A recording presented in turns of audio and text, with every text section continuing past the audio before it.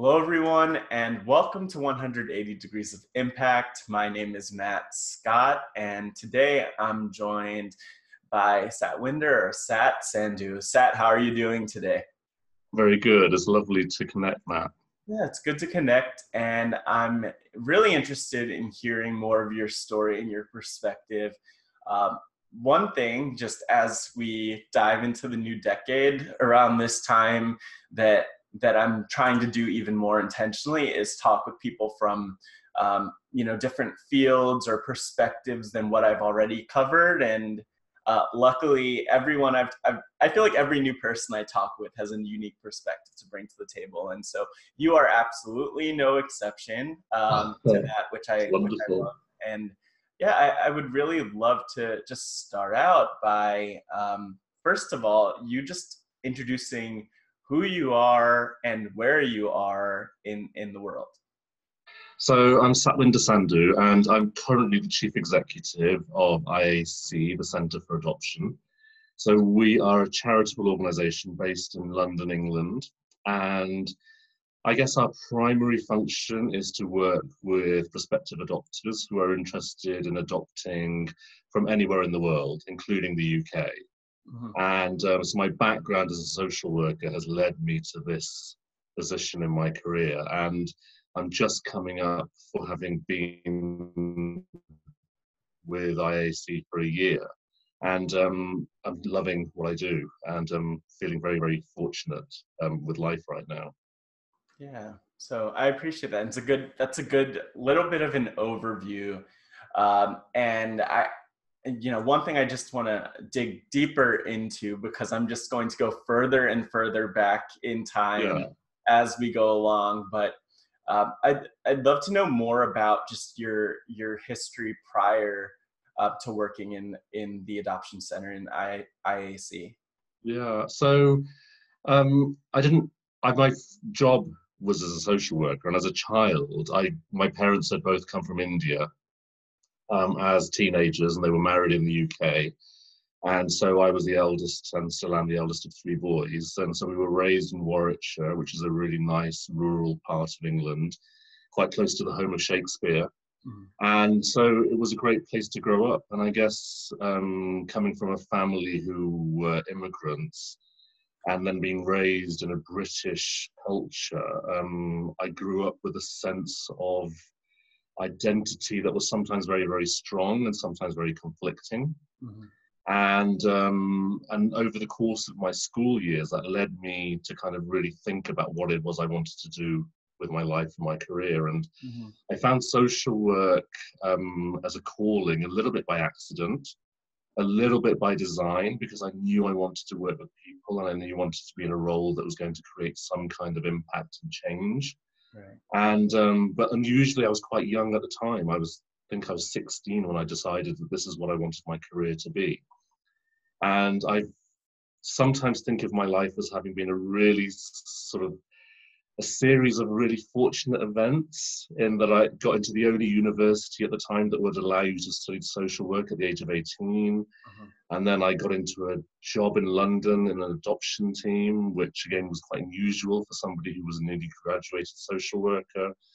So, and I really found my calling because I love this work. I've specialized in fostering and adoption work now for nearly 25 years.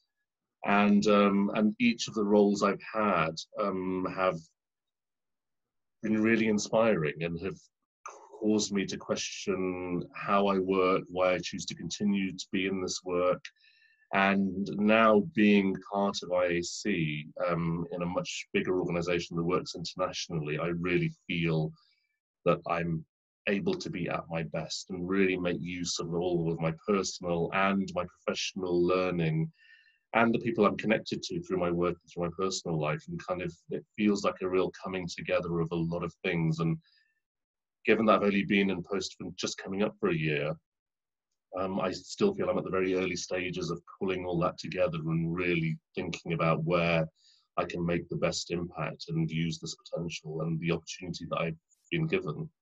Yeah, absolutely. And I just to follow up on that, I think it's so interesting that you ended up working in the space that you're working in, focused on adoption and on the well-being and futures really of Mm. children, and then in the case of adoption, the families that they end up becoming family with. And so Yeah. something I'm really curious about with that is that your path, it seems like, could have ended up being anything in this world. It didn't need to be adoption. I think, I'm assuming the day you were born, it wasn't proclaimed, okay, Sat is going to be the adoption person. And so, one thing I wonder is how that became your path and something you stick to, because I know, especially when you're dealing with children in any sense, there are a lot of factors and considerations to think of when you're dealing with, Yeah. I just thought of the word like traumas that children experience as it is.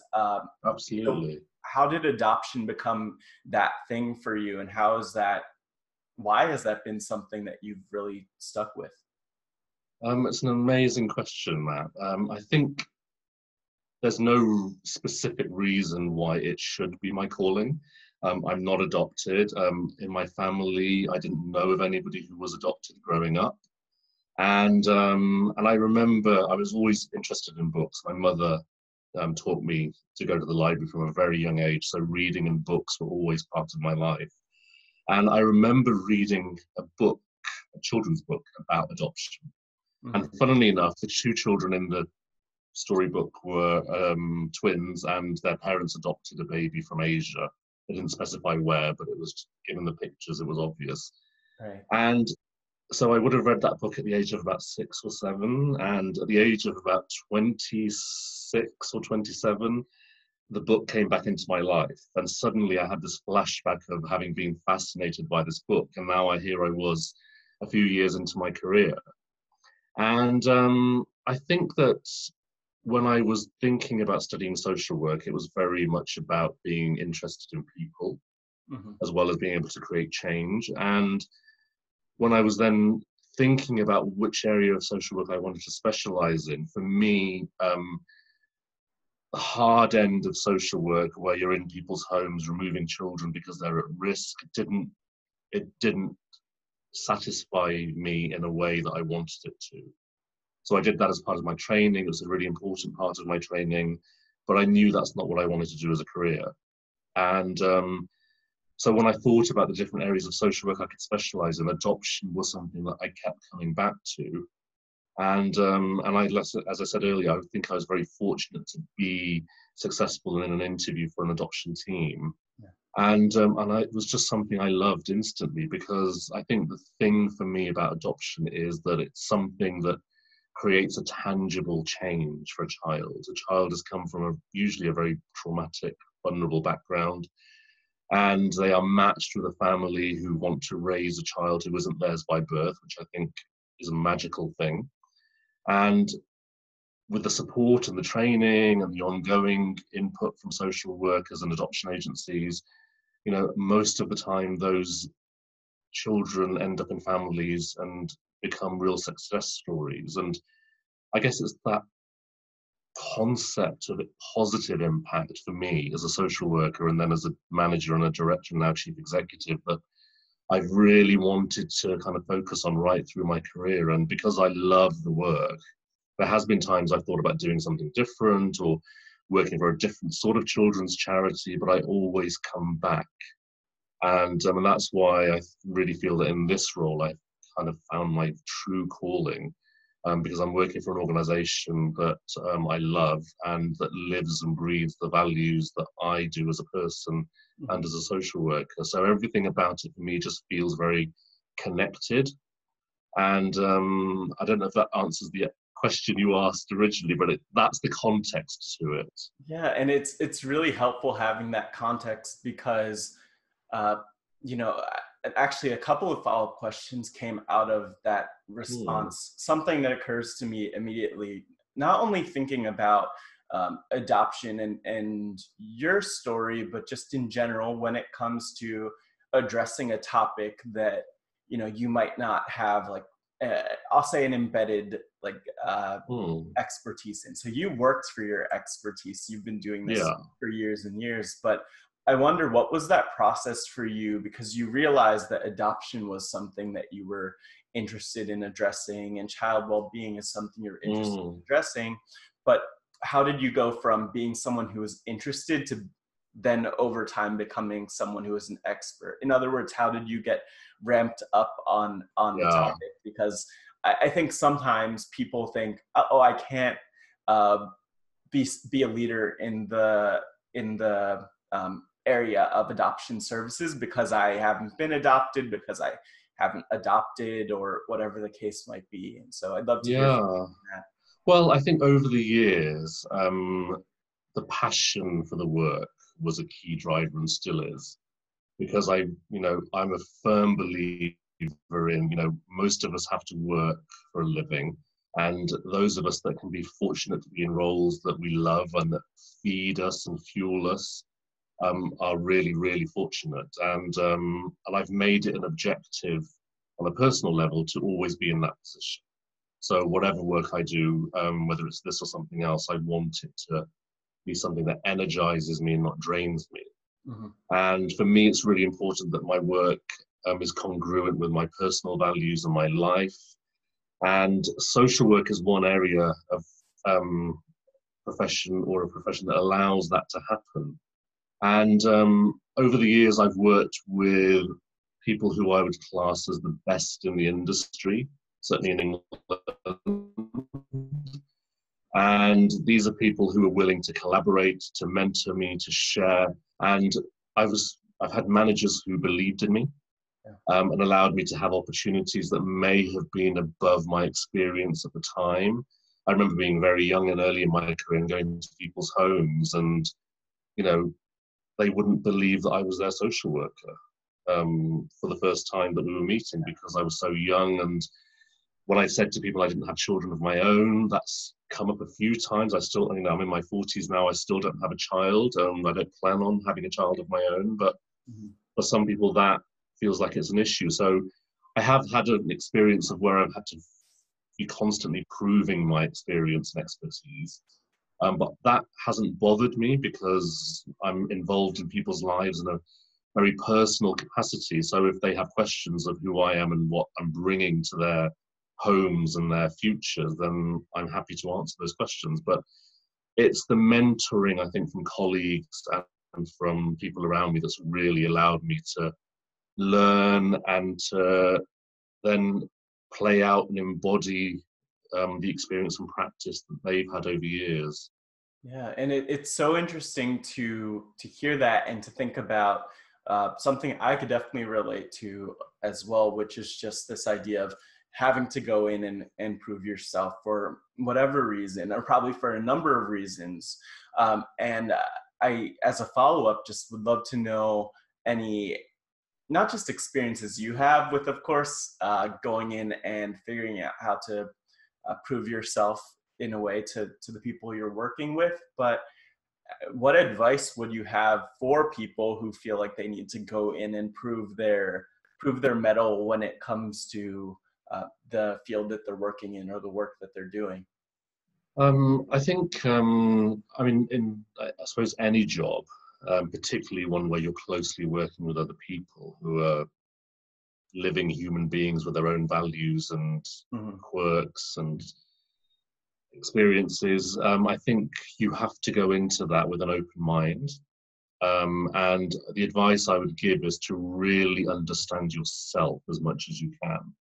And of course, on life's journey, we grow and evolve all the time and move forward, hopefully. And sometimes there are barriers in our way and we overcome those.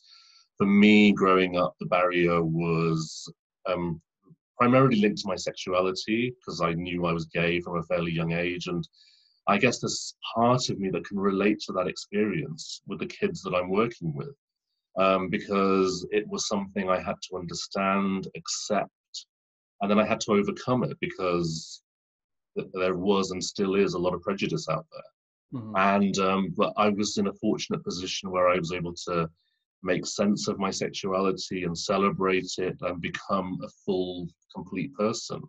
Mhm. And I guess that's what I want for the children I work with. And my advice to people in any career is, if you understand yourself and your own values and even your own prejudices, Yeah. what is it that makes us feel uncomfortable and how can we work around that feeling?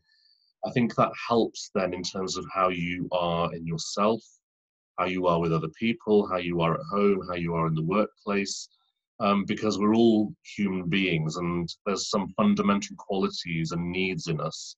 And I think being comfortable in our own skin and giving our best on good days and maybe just below our best on bad days is Yeah. something that we all strive to do. And I think as the chief executive of this organization, I make it my business to make sure that I try and support the environment in the workplace so that everybody who works here can be doing that on a daily basis. And Yeah. for me, therefore, it really is important that we understand who we are before we try to change others or create impact blindly. Yeah, and I think that's really beautiful. Just to think about how you first need to get a strong grounding in who you are and what you're bringing to the table, and how you interact with yourself even before you're Yeah, able to interact with and support absolutely. others. Yeah, Yeah, because we all have those days or moments in the day when we're talking to ourselves or thinking out loud, and the script that goes on in the back part of our brain, that constant chatter, whether it's about kind of fear or vulnerability or self critique or denial, whatever it might be, that doesn't leave us. And I think, we have to find ways to understand it and channel it.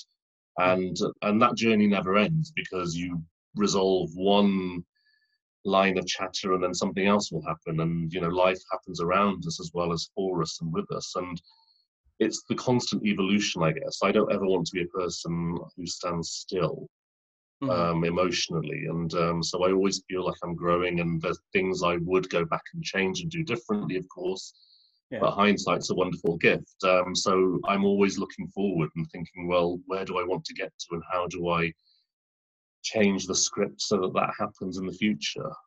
Yeah, yeah. I think that's powerful, how you could rewrite that script. And Yeah, as a follow-up, just for my understanding, because I think there will definitely be people, maybe not people who are listening to this, but there are definitely people who are out there who think of adoption and don't necessarily have like the best view of it, or even the best, and probably the best yeah, understanding of it.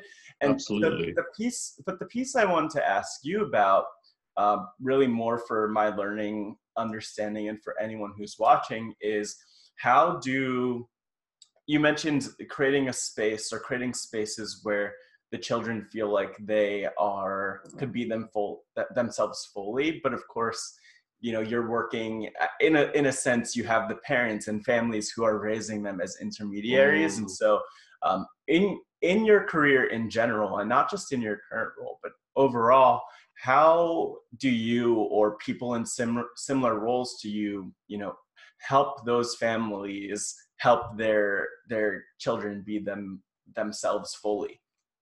I know wow. it's difficult. Yeah, Probably I mean difficult. it's a constant challenge Yeah. because people come to adoption for all kinds of different reasons. Right. And historically and traditionally, a lot of people have come to adoption because they've been unable to have a baby of their own naturally. That has changed. The world is changing. People are now choosing to adopt because the statistics from UNICEF tell us there's 146 million orphans in the world. Mm. And I think, therefore, for me, it's about bringing the two halves together. So the adoptive parents are becoming the custodians of this child and that child's future and the child's welfare. And but at the same time, they are also becoming parents. And parents have to have some autonomy to raise the child in the way that fits with their lifestyle and their own values and beliefs. So our job as the adoption agency is to support people on that journey. And a key part of that is helping people understand what the reality of adoption actually might look like, what it might feel like, not only for themselves, but for the child. Mhm. So this concept of erasing the child's identity and history from birth and starting again doesn't really stack up in 2019. Mhm. So we understand much more about how identity is formed and shaped. We understand much more about emotional needs of children and of adults. So the concept we take at IAC is that adoption is a lifelong journey for everybody that's affected by it. And so our organization has a vision to be here for life and beyond, so that we're always here to support people on that journey. And we understand that people have different needs at different times. They don't want us involved in their lives on a daily basis, but if they know what's on offer and where we are, then they can always check in with us. Because ultimately, we want to make sure that these children thrive. Yeah. And as I was saying earlier, for me, that is much more than just being raised in a family where you are safe and loved. It's about being given a sense of who you are without judgment, and being able to explore that at your own pace, have access to information, whether it's birth history or information that you need to make sense of how you're developing and who you're developing into.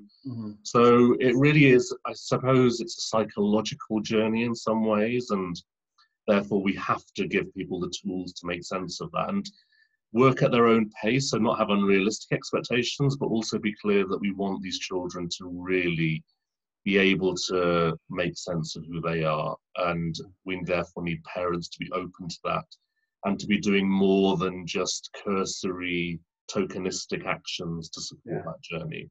Yeah, yeah. And I mean, even building on that, I wonder, because when you're saying that, I was thinking also about just this idea that, like if I, to throw myself under the bus a little bit, if I'm the one who's starting an adoption agency tomorrow and trying to do this, I don't know what I'm doing, but of course you're the expert and you know the right way to go about adoption and making sure that children have the things that we've been discussing in terms of thriving. And so at a basic level, for, I would say, really for the uninitiated or people who aren't that familiar with adoption, are there certain things that you and well, that you in particular feel like you need to take into account as you're helping as you're sort of helping the children get connected with their families? Yeah, I think there has to be a level of acceptance right through the whole spectrum. Yeah. So we have to accept what it is that prospective adopters are bringing to the table. They have to accept the child is coming with a birth history and birth parents and maybe siblings or other family members that they will not lose just because a legal document says they are now somebody else.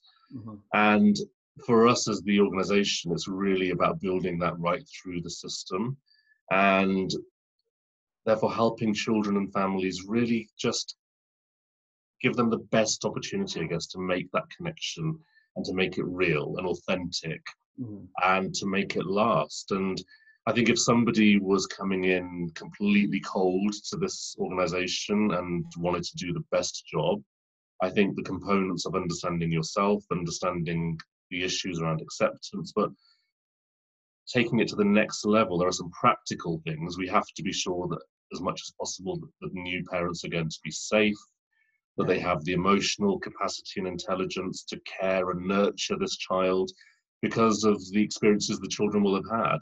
So even a baby who's been given up for adoption, from the point of being born a few minutes ago, will be experiencing some level of separation and trauma because actually they've been in their birth mother's womb for 9 months and suddenly they're out in this big world, and all of those kind of sensory connections that we probably know so little about, go into overdrive, and them being taken by their new parents.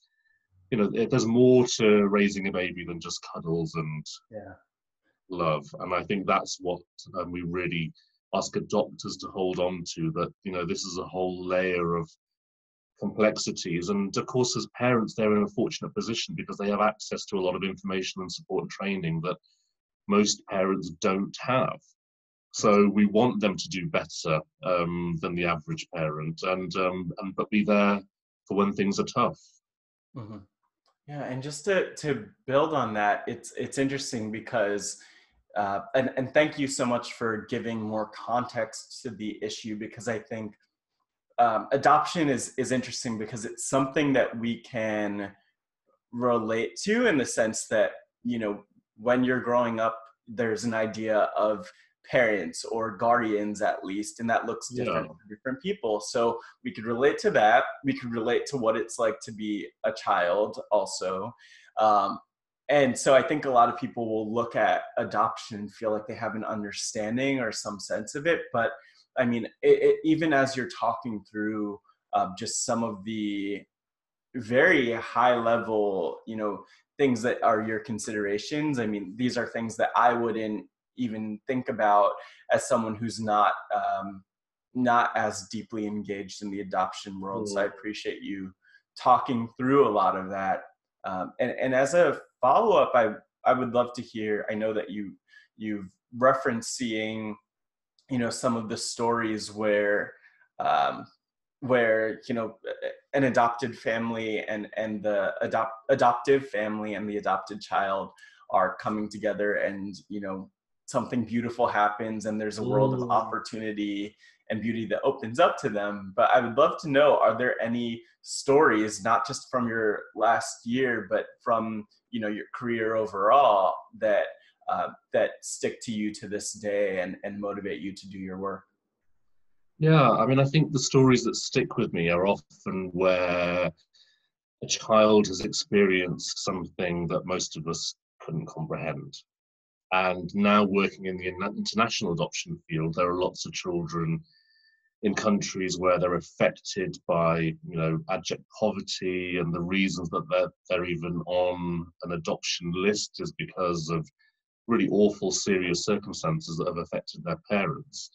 And I think the things that always stick with me are seeing these children adapt and to very slowly start to take steps towards healing and understanding their trauma and understanding why there may be difficulties in attaching to a new family. And certainly when a child is moving countries and being relocated to a different culture and climate, and everybody looks and speaks differently, all of those things start to play a role. But for me, it's this unique ability that children have, which is partly resilience, partly it's just this inner passion, I guess, they must just have to survive and then thrive. And I've seen that repeatedly in different scenarios and different families. And so for me, adoption is really powerful because it does change lives. And the children that I'm working with now, sadly, in some cases, it's a choice of life and death.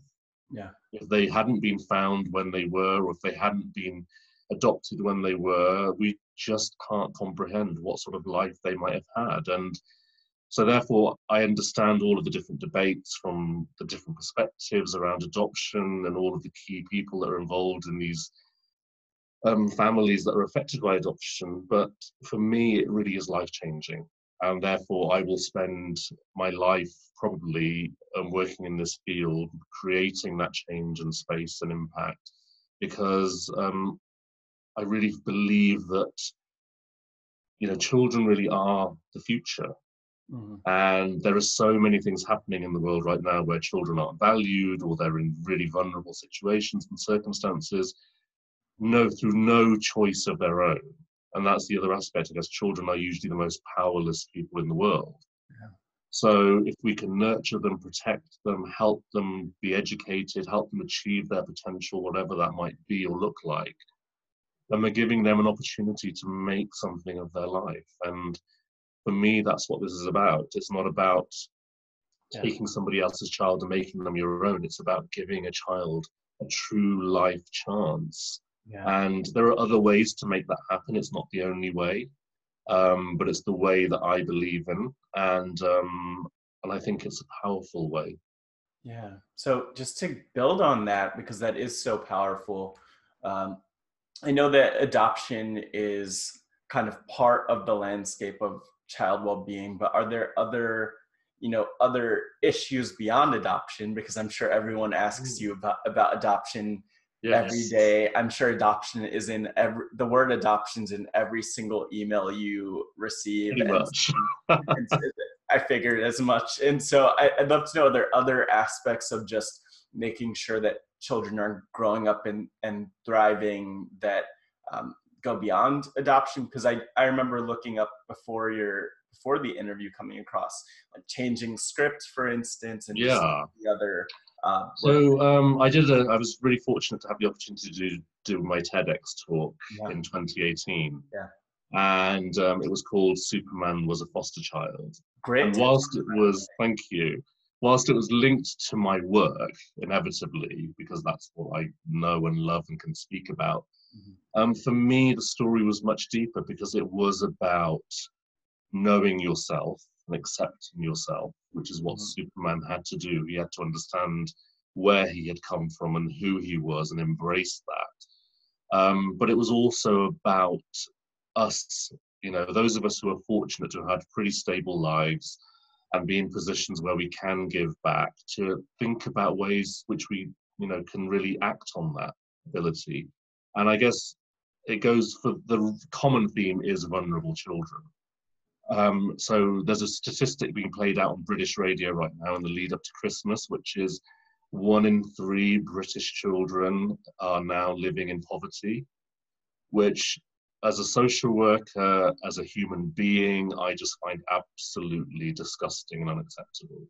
We are one of the richest nations in the world, and to have that statistic even be a reality is horrifying. Right. And of course, we know what that means for children. When you are living in a family where there is struggles day to day, it takes its toll on parents, on health, on your ability to access things that most of us take for granted in life. And for me, I guess, therefore, the challenge in the world is anything that inhibits a child's ability to grow and thrive and become who they were meant to be is a challenge. And adoption is just one way of challenging and changing that. But changing script is a little sort of side hustle, I guess, that I started with all of that in mind. So if I wasn't working in this job, I probably would be focusing on that and developing that as a consultancy, because I believe that anything I can do, whether it's using my skills, my expertise, or just through sheer hard work or volunteering,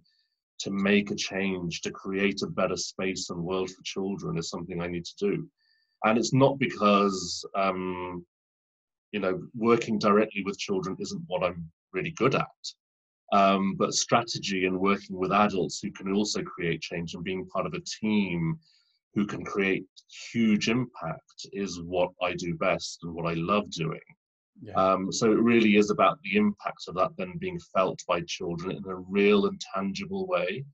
And adoption is one way that that happens, and I see it happen, and that's why I love it, because you take a child from a really vulnerable situation, place them with prospective adopters who've had the preparation and support, and 6 months, a year, 5 years, 25 years later, there's tangible results. And by and large, they're positive. And I love that because it just demonstrates the impact and the journey for everybody. And when you can touch it and feel it and hear it, I mean, it's just, it's so energizing. And that's why I love what I do. Yeah, and I think one thing that I appreciate about that perspective is that you could work with children one-on-one and more directly, but there's a lot more impact by leveraging the ripple effect of working with all of these adults who could then do some of the work on their own, or even in what you're doing with children, you're hopefully ensuring that they have a positive experience, that they'll be advocates, and as you were saying, 25 or 30 years later, able to maybe even carry the torch of what the work that you did. Yeah, and that's the legacy, I guess, aspect of this work, which again I just think is amazing. And I was on a work trip to the Philippines in September, and it was an international consultation and conference for adoption agencies who worked with the Philippines. And it was so amazing to be in a room with 300 people who all lived and breathed and believed in the same cause. Mm-hmm. And the energy, it didn't matter who you spoke to, was tangible. And at the end of the week, we heard from two adult adoptees Mm-hmm. who had been adopted as toddlers from the Philippines. One had moved to Norway, one had moved to the Philippines, from the Philippines to Australia. And I mean, it was an emotional week anyway, because I was learning and thinking about this work all week. But to hear them recount their journeys and the highs and the lows and about what family and adoption meant to them, I mean, it just reinforced every possible fiber in my body that said, I'm in the right place doing the right work and creating the right impact. And that's what, you know, keeps me going. And that's why I love this job and the work I do. And for me, you know, sharing that knowledge and supporting others to be able to do the same and to create impact in their own way, whether it's in this organization or in others or in other fields, is so important, because it really is through that collaboration that we create the biggest change. And therefore, I think the people who want to work directly with the children in a classroom or in a setting or a community group and are energized by that in the same way that I am through this work, I think, you know, we all have our kind of place in the world. Mm-hmm. But it's so important that when you're working with children that you feel that passion and believe in it, because the people that don't are the ones that shouldn't be doing that work. And should go and find something else that will make them feel passionate. Yeah, and I think it's so powerful too that you're comparing notes so much with other people who are doing the work. But the other thing I really want to mention that I don't think you touched on this, but something that I admire that I'm seeing now with your work is that you also, you know, I don't know the exact breakdown of team members who are either adopted parents or were adopted, but I know that there's also a lot of comparing notes for you when it comes to hearing from people who've been, you know, not just doing the work, but of course, you know, personally have been affected by adoption one way or the other. And so I think that's something that's so powerful. Well, that lived experience that people bring, and when they can bring it in a way where they've processed it and made sense of it, whether it was positive or not, I think it's so powerful, because that's how we can learn and grow.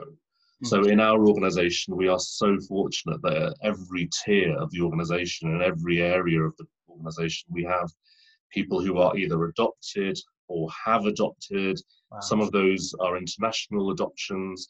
And we can use that experience, and we do use it to help shape our thinking, our services, to be constantly thinking ahead.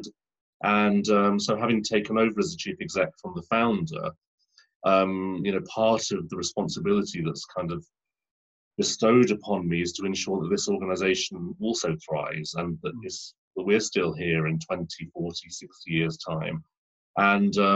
And I believe that by embedding the experience of people affected by adoption personally is a fantastic way to ensure that happens. Yeah, and I think one thing to think about, probably just your role and even just the question, because you mentioned early on that people, you know, ask like, oh, were you adopted? Have you adopted?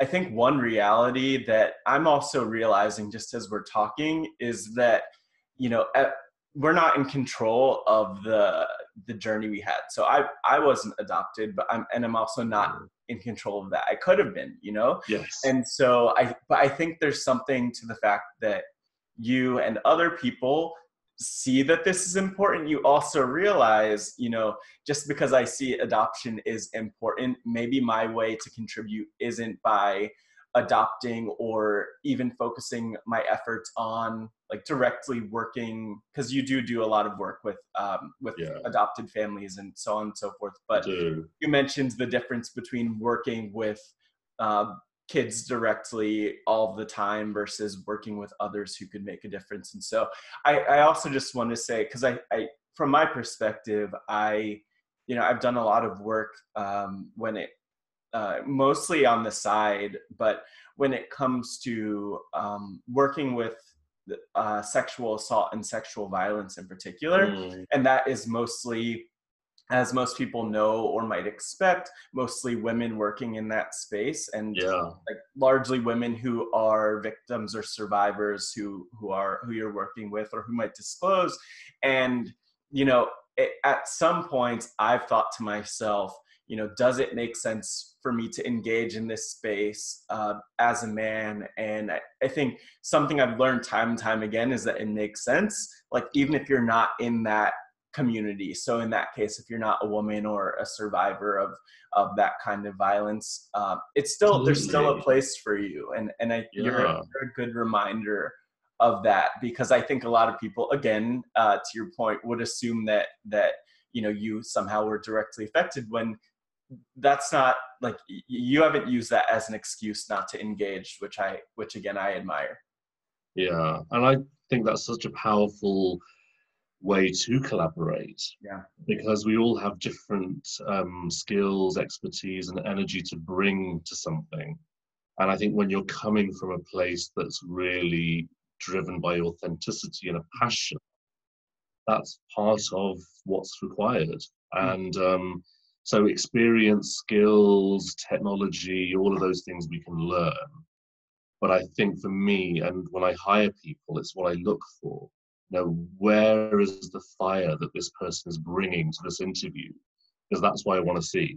And so whatever your CV or resume says isn't always what's required. It's about something that's less tangible, less obvious. And one of your podcasts, I heard one of the speakers talk about listening and believing in their instincts.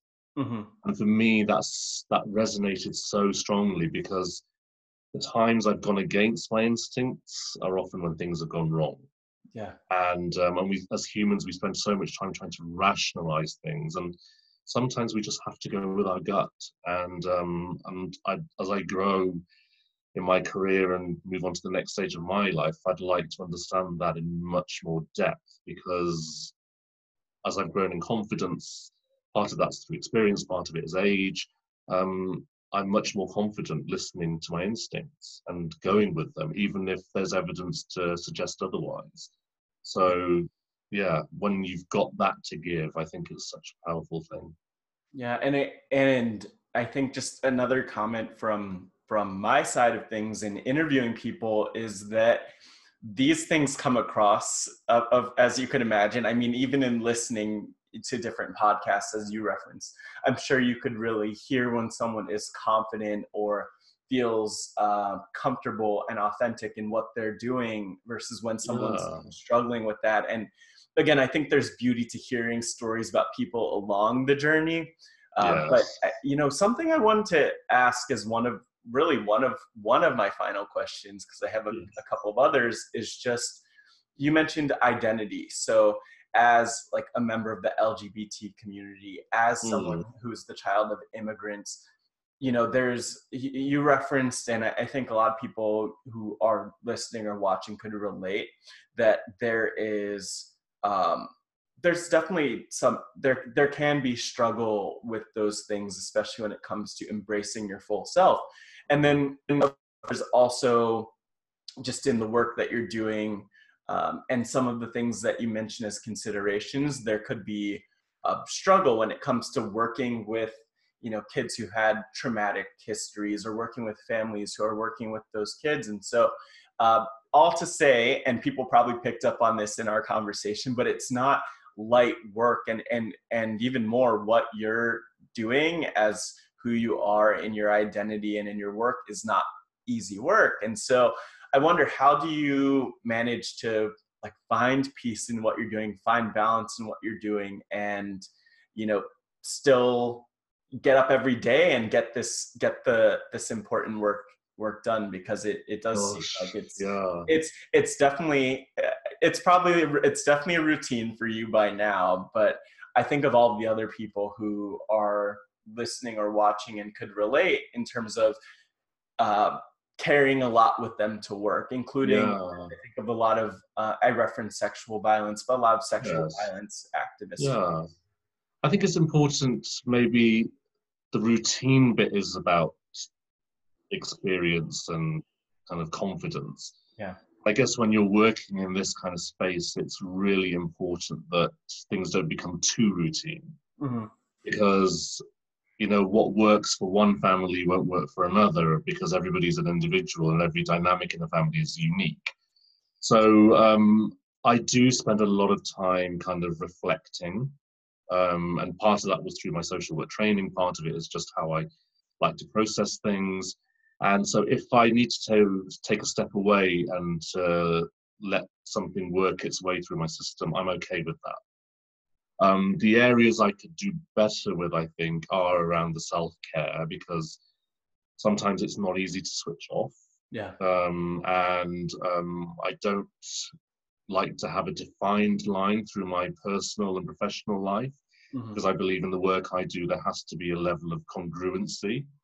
Right. But that said, I do have a personal life, and sometimes you do need to switch off. So I need to be better at that. And I think having boundaries, being able to work flexibly, knowing who you can go to for support for particular things are all important aspects of that. Having a great team around you in the workspace is really important. Being able to joke and use humor to let go of loads, I believe in absolutely 100%. Mm-hmm. And I guess as a chief executive, I try to live by those values and role model them for people around me, because it's not always easy. And I think there's just a level of responsibility that comes with this job, and I'm okay with that. But I think as I get more experienced and older, I need to find different ways of self-care. And of course, I know what I should be doing, because I've read the articles and the books. I've even tried some of those ideas. But the next step for me is making those part of my daily routine and my life, in the same way that my work is. And I feel I'm probably closer to that than I ever have been. But I'm in a really fortunate position, because I'm in charge of this organization, and I know that that brings with it lots of benefits. Mm-hmm. So my objective is to make sure that I ensure that those around me and working in different parts of the charity also have that ability, because they are carrying some of the same responsibility and load. Yeah, and I think it's powerful, and I appreciate you mentioning, talking about just not just the areas where there's strength or where you have strengths, but where you have to grow. Yeah. Self-care, I think, is probably the biggest area where, whether people realize it or not, we all need to grow, especially in a world that's just demanding us to go faster, respond to email, it's non-stop. take every meeting and call and constantly be there for everyone else. And so it is important to take that time, but it's also a journey and a process. And you've done the reading.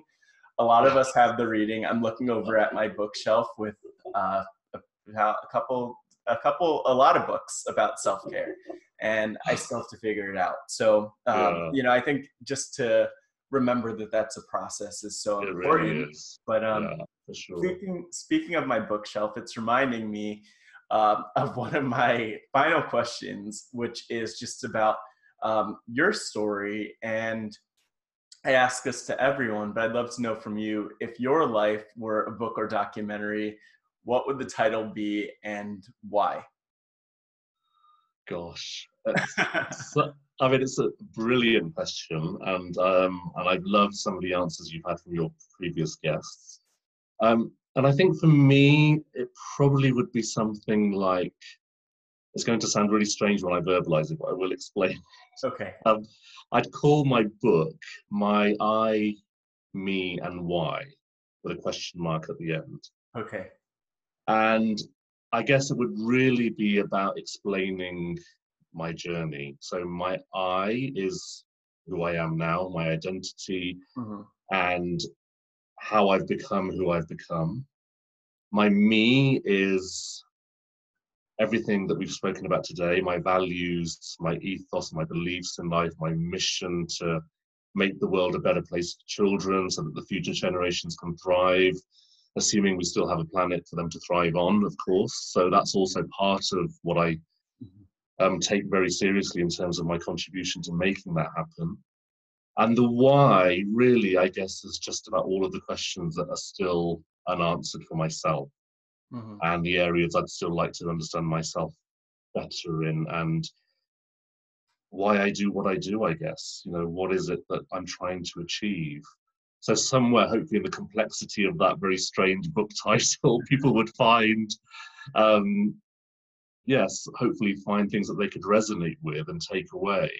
And of course, leadership for me is what I do, and inevitably some of that would shape what I write and what I contribute. And I'd hope that, even if it helps one person, that's always my philosophy. Yeah. There's some value in that. Yeah. And I think, by the way, that's a really great title.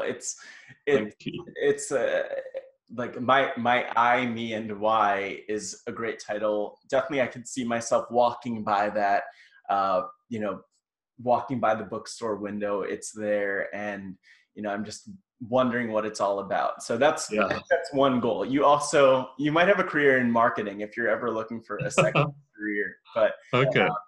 I'd love to know, I guess on a note related to marketing and just how people could get connected with you. Where could people learn more and connect with you and with IAC, the Center for Adoption? So, my main hangout space on social media is Twitter. So I'm at Sandhu. Mm-hmm. And I don't tweet all the time, but I love Twitter. That's how I was able to connect with you once I'd heard your original podcast, I think, on social entrepreneur. Yeah. And the website for our organization is icacenter.org.uk. Mm-hmm. And that's where people can find out about what this organization does. And we are involved on a kind of global platform, and that's something that hopefully we'll see more of in the future. And I did start a website, changingscript.com. I've not done anything with it yet, but as they say, watch this space. Watch that. I'll make sure that I'm going to Changing Script pretty often. Yeah, but Twitter is my go-to space, I'd say. Amazing. That's good. And I hope people get in touch. And I think just to maybe close the loop on even what you were saying, I know you just mentioned Tony Lloyd's podcast, the Social Entrepreneur podcast. And I think that you might have also mentioned the episode of Jackie Biederman's podcast, Maker podcast. And so I love that. It's a small world. It's interesting how, how things come about. And I hope that if anyone's listening to this and thinks that they want to get in touch with me, just send me an email at hello@lets.care or visit Let's.care. And thanks for listening and for, not only to what I'm putting out there, but also to what Jackie has put out there with Changemaker podcast, to what Tony's put out there with Social Entrepreneur. And we're going to keep creating more content just to hopefully catch the attention and draw people like you, because I'm glad that we're able to connect now. And that's wonderful. Thank you, man.